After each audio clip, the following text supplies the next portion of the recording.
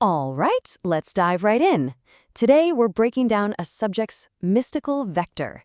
We're talking about a set of capabilities that they operate completely outside the known laws of physics. This isn't super advanced science we're looking at. For all intents and purposes, this is pure magic. And that really brings us to the core question of this whole analysis, right? How in the world do you strategize against a threat that doesn't just bend the rules of reality, but seems to treat them like they're optional? It is a fascinating and really unique puzzle.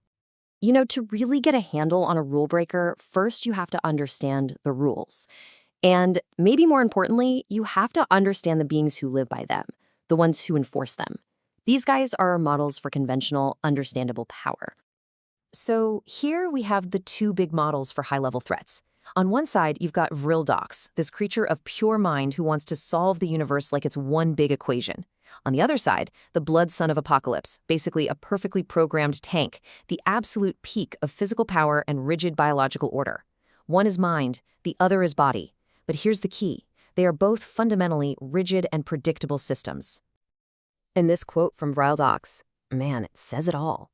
He isn't interested in conquering land. He's a programmer trying to debug chaos right out of existence. His perfect universe is what you'd call a cosmic prison of perfect reason. One single solved equation, with zero room for messy variables like free will. Okay, so you've got that backdrop of rigid, predictable order. Now, we introduce our subject, the ultimate unpredictable variable. Her power doesn't come from forcing order onto things. It comes from a philosophy that's the complete and total opposite. She's what the source material calls a Dionysian entity.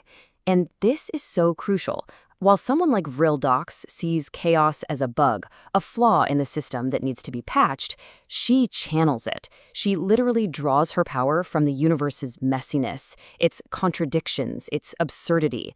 It's a completely different kind of power source and way, way less predictable. So how does this power actually work in practice? What does it look like? The absolute best way to understand it is through one single, awesome analogy. Just think of her mystical abilities as having admin access to reality's source code. This is her developer console. It's the perfect way to describe how she can just bypass the normal physics engine. So while everyone else is stuck dealing with gravity and momentum and cause and effect, she can just pop open a command line and type in whatever she wants to happen. The rules of the simulation, they just don't apply to her. Her first, and maybe most versatile set of commands is logomancy. By speaking these incantations backward, she's performing what the source calls narrative revision. Think about that. She's not just casting a spell, she's entering a command to edit the story of reality itself. For instance, POTS. And just like that, she's hit the pause button. That one word causes a localized temporal stasis, completely freezing a target solid in the flow of time.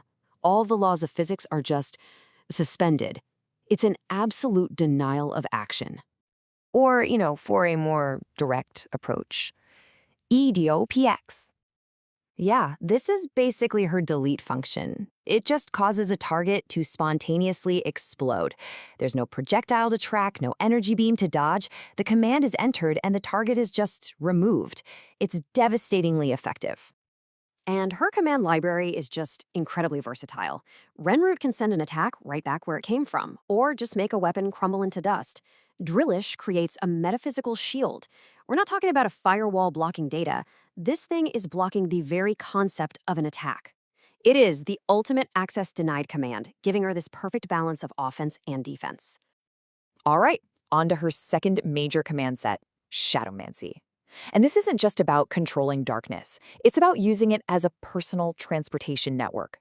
This whole ability is tied directly to her origins in a twilight dimension called Arcadia, a place that exists in the in-between, which is really the key to how all this works. This just perfectly illustrates her insane tactical mobility. She can step into any patch of shadow, travel through some kind of non-physical space, and pop out of any other shadow anywhere else. Walls, force fields, entire buildings, they're all completely irrelevant.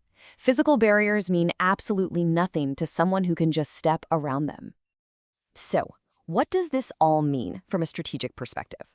Well, it means that our traditional ways of thinking about engagement, about containment, are fundamentally broken when you try to apply them to her.